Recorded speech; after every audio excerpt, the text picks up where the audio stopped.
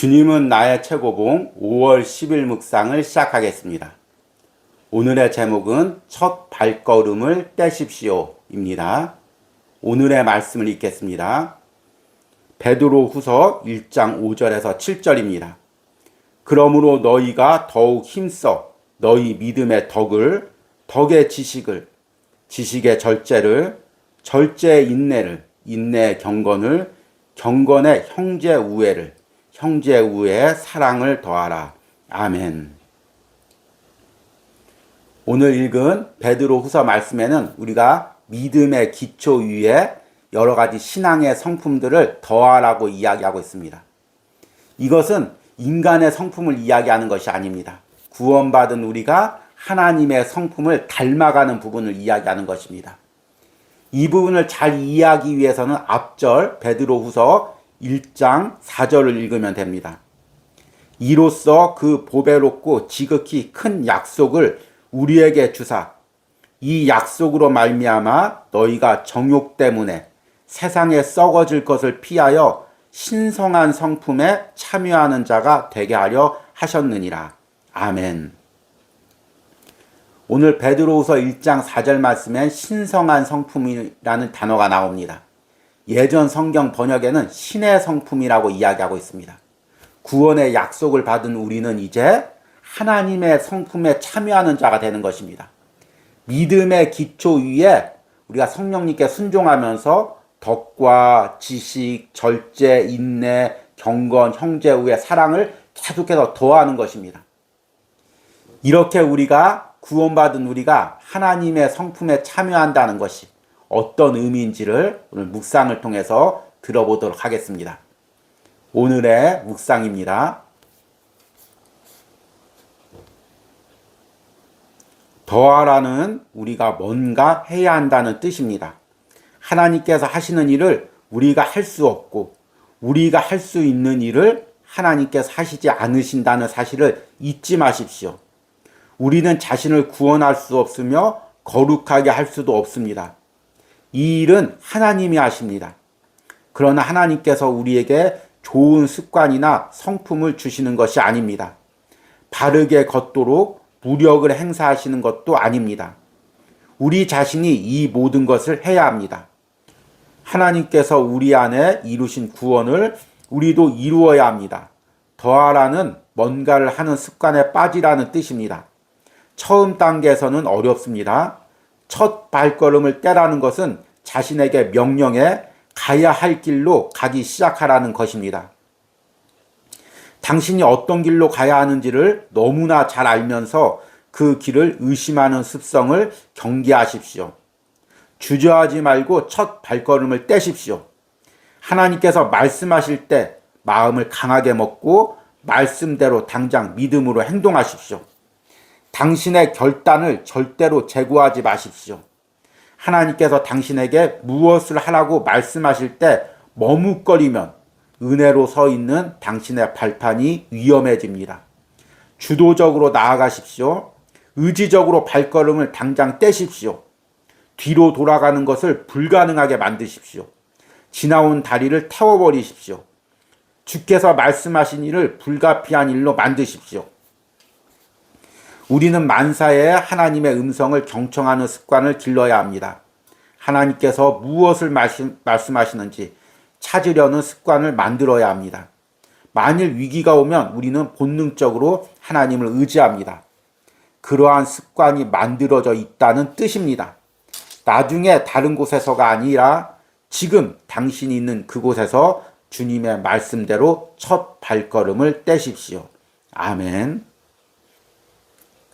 오늘 주님은 나의 최고봉 묵상글을 나누기 전에 또 책 한 권을 먼저 소개하고 글을 나누려고 합니다. 아주 오래된 책인데요. 성 버나드의 하나님의 사랑이라는 책입니다. 크리스찬 다이제스트에서 나온 세계 기독교 고전 시리즈입니다. 제가 이 책을 고등학교 때부터 한 권씩 이 시리즈를 사서 모아서 읽었던 기억이 납니다. 어거스틴의 하나님의 도성, 신국론이라고 하죠. 또 아켄피스의 그리스도를 본받아, 이 책들도 그 시기에 읽었습니다. 성 버나드의 하나님의 사랑은 이 어거스틴이나 아켄피스 책처럼 유명한 책은 아니지만 종교 개혁자들이 즐겨 읽고 또 하나님의 말씀을 바로 해석해주는 열쇠가 된 아주 중요한 책입니다. 너무 딱딱한 책이라서 여러분들에게 읽기를 추천드리기는 조금 어렵습니다. 그럼에도 불구하고 아주 복음의 핵심적인 내용을 이야기하고 있는데 그 중에 하나가 자유의지라는 것입니다. 우리는 우리가 구원을 받고 하나님의 자녀가 되는 과정을 마치 로버트가 프로그램된 그 프로그램에 의해서 저절로 움직이는 그 과정으로 생각합니다. 나는 가만히 있는데 성령님께서 나를 사로잡아서 나를 구원시키고 하나님의 자녀로 만들어가는 그런 것으로 생각합니다. 그런데 저자는 우리 인간을 하나님께서 가장 영화롭게 창조하신 곳에는 자유의지라는 것이 있다는 것입니다. 동물은 욕망에 의해서 움직입니다. 천사는 순종할 수밖에 없습니다. 그러나 인간에게는 하나님께서 자유의지라는 것을 주셨습니다. 왜 자유의지를 주셔가지고 선악과를 따먹고 타락하게 했을까요? 하나님이 자유의지를 주신 것은 타락하라고 주신 것이 아니라 자유로운 선택을 통해서 하나님께 영광 돌리라고 주신 것입니다. 로버트처럼 무의식적으로 하나님께 순종하면 그 순종은 하나님께 영광 돌릴 수가 없습니다. 가치가 없습니다. 그런데 우리가 자유의지를 가지고 죄를 거절하고 하나님을 선택할 때 하나님은 그 선택으로 자유의지로 영광 받는 것입니다. 그리고 그것은 우리가 천국 가서 받을 상급과 연관이 되어 있습니다.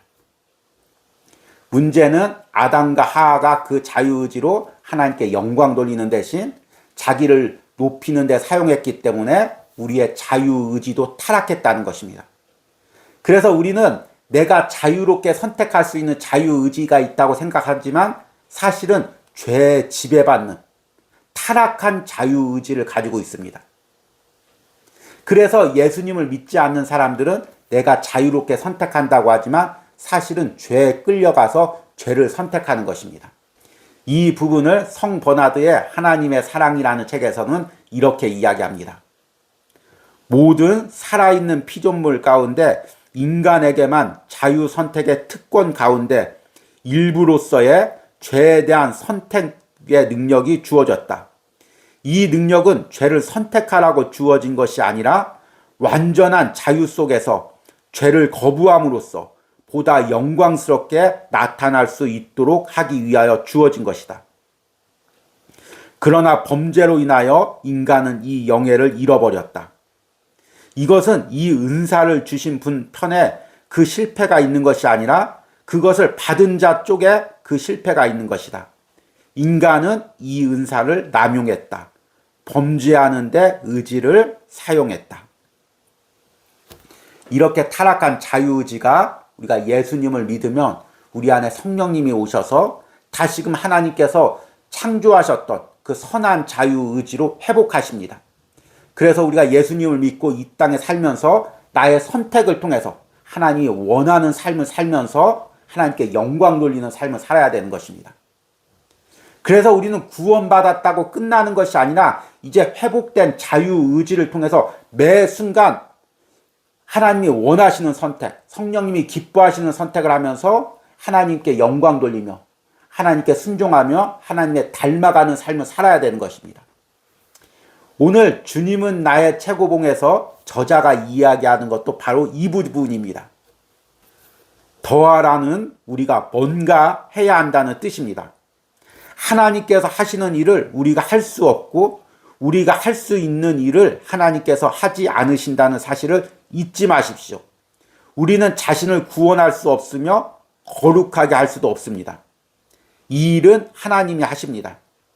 그러나 하나님께서 우리에게 좋은 습관이나 성품을 주시는 것이 아닙니다. 바르게 걷도록 무력을 행사하시는 것도 아닙니다.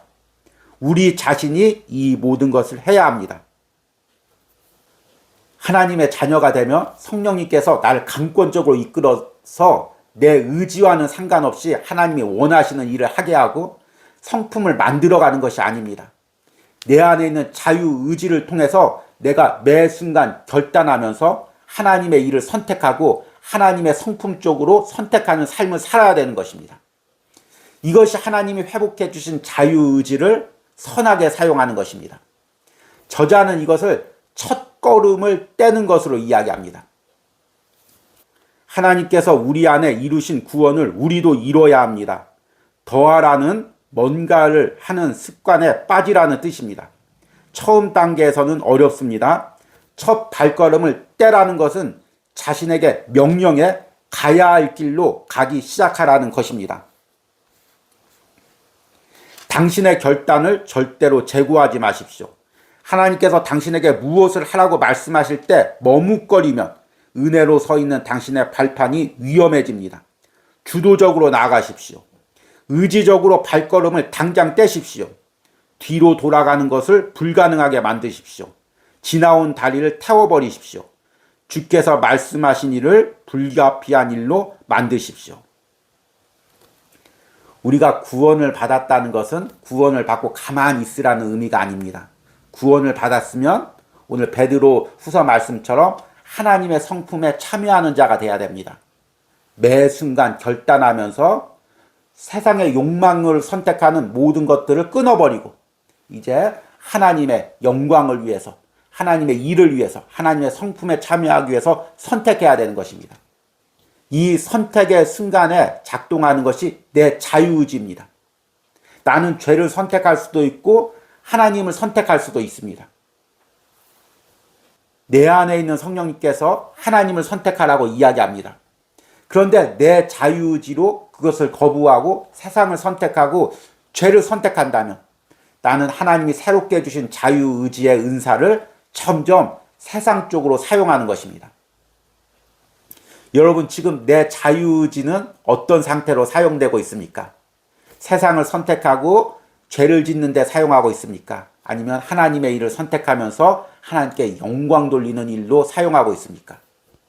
이 자유의지를 선택하는 것도 은사입니다. 능력입니다. 여러분이 매 순간 선택할 때마다, 믿음으로 선택할 때마다 그 은사가 더욱더 풍성해질 것입니다. 오늘 묵상에서는 한번 하나님의 뜻을 선택하면 세상으로 돌아가는 다리를 끊어버리라고 이야기합니다. 죄된 습관들, 특히 세상 문화에 빠진 습관들, 음주의 문화, 또 담배를 피는 것들, 여러 가지 더러운 문화들, 그것들을 끊어버리고 다시는 그 길로 돌아갈 다리를 만들지 말라는 것입니다. 그리고 매 순간 하나님의 은혜로운 일들하는 습성을, 성품을 만들어가라는 것입니다. 오늘 묵상을 통해서 내가 자유의지를 사용해서 끊어버려야 될 세상 것들이 무엇인지를 결단하시길 바라고, 또 이 자유의지를 통해서 하나님 쪽으로 선택해야 될 것이 무엇인지를 깨닫고 결단하시는 은혜가 있길 바랍니다. 오늘의 적용 질문입니다. 내가 믿음 위에 하나님의 성품을 쌓기 위해 끊어버려야 할 것들, 그리고 첫 발을 내딛어야 할 부분은 무엇입니까? 오늘 묵상을 통해 이 부분을 의지적으로 결단하시길 바랍니다. 우리 기도하시겠습니다. 하나님, 우리가 구원을 받은 뒤에 믿음 위에 하나님의 성품에 참여하는 그 열심을 내야 되는데, 하나님, 나는 구원받았다는 그 생각에 나태함에 빠져 하나님의 성품에 참여하는 일에 게을렸음을 오늘 묵상을 통해서 깨닫습니다. 하나님께서 내 안에 귀한 자유의지를 주셨는데 그 자유의지를 통해서 죄된 선택을 하고 하나님께 영광 돌리지 못했음을 오늘 말씀을 통해 또 한 번 깨닫습니다.